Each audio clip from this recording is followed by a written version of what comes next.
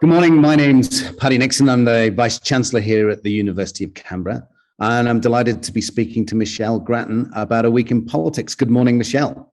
Hello, Paddy. Well, Michelle, we've seen Scott Morrison is out on the campaign trail already, and he's clearly attempting to win voters after what has been a couple of really tough weeks for him. The climate conference is now coming to wrap-up stage, and that was one of his challenging spaces for the last while. And we've seen many countries signing up for more ambitious targets for 2030 and a commitment for 30% methane reduction by 2030, neither of which Australia has signed up to.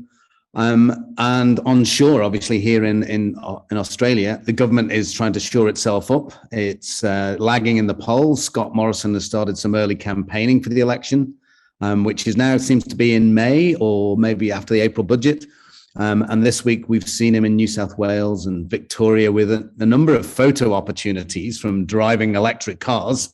And we'll come back to that one, I suspect, making gnocchi and even having a haircut, something I can certainly appreciate. But these photo moments, I don't think, have stopped the media scrutiny. His support for electric cars has been seen as a major backflip. So tell me, why has Scott Morrison started campaigning so far out from the election? I suppose some would say that these days politics is all about campaigning, that politicians seem to never get off the campaign trail. But leaving that aside, there's certainly been a big effort by Scott Morrison to hit the ground after his overseas travel. And he's got a lot of work to make up, really, because he's spent much of this year in quarantine, lockdown.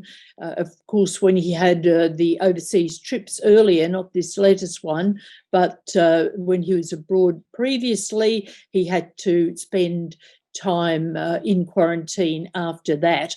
So he's really not been getting around the country like he normally would, and he feels that he needs to actually be out there, have all those photo opportunities, be seen to be the ordinary Australian. Now, to what extent people these days are really persuaded by, engaged by that sort of campaigning, I'm not sure. I think with the cynical electorate, maybe not as much as they used to be, but nevertheless, the Prime Minister has been in New South Wales, been in Victoria, tailoring his messages. But one interesting point is that even though Australia had a very minimalist position at Glasgow, came in for some criticism despite all that painful embrace of the 2050 target, the Prime Minister this week has chosen to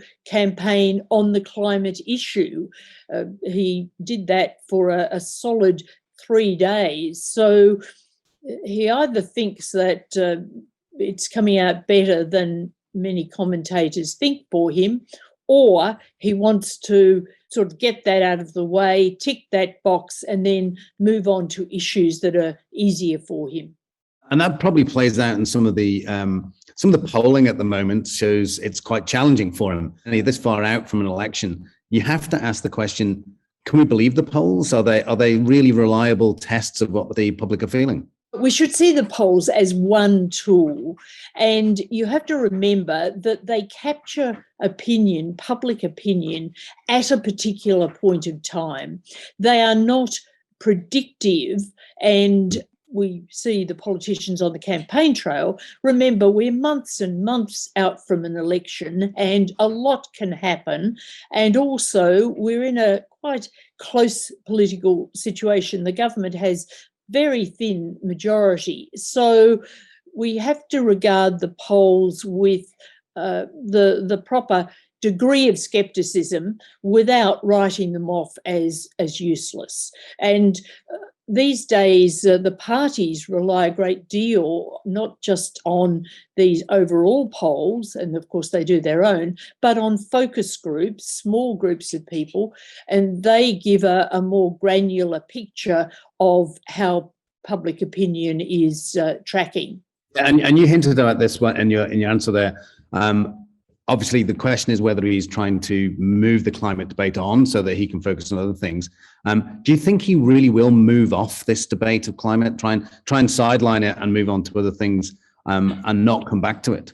He'll have to come back to it, obviously, and he'll have to have it as a theme. But I think he'll make it a lesser theme as time goes on and concentrate on the economy.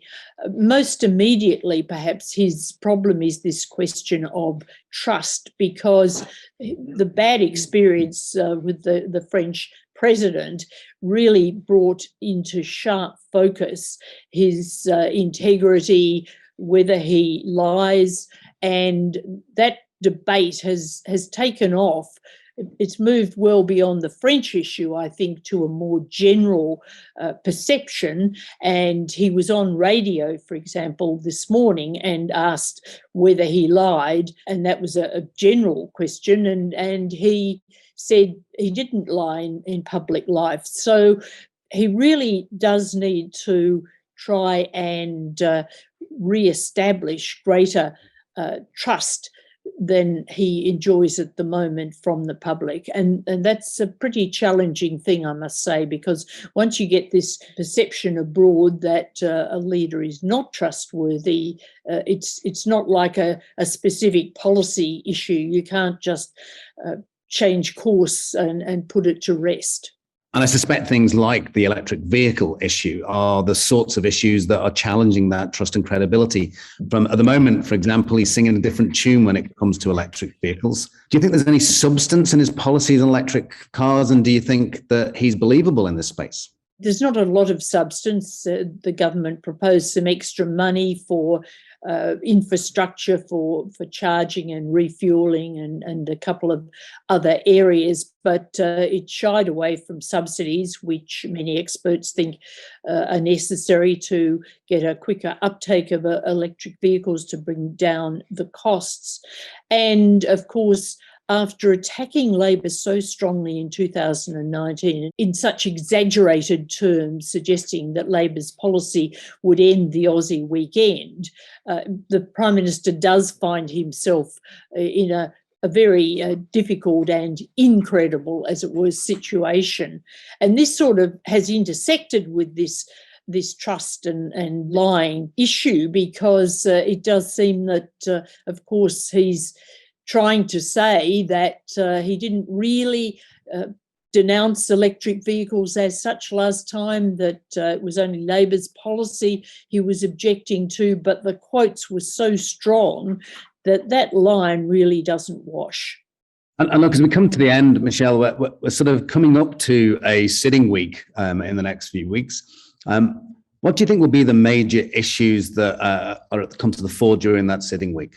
Well, I think one issue that will be very important is this wider question of integrity, because there's now very little time for the government to introduce legislation for its anti-corruption body.